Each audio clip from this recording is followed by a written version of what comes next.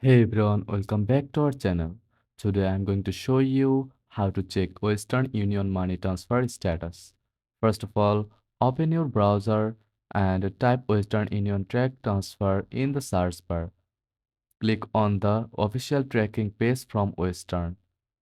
On the tracking page, you will see a form asking for your money transfer control number and the sender's information. Enter your MTCN in the first field.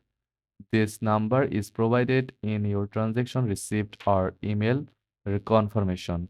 Next, input the sender's details such as their full name or phone number.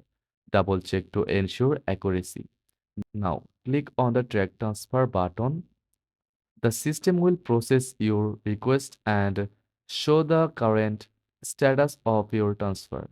You will see whether the transfer is in process, ready for pickup, or completed. If you encounter any issues, you can contact Western Union's customer support for help. And that's it. Thanks for watching.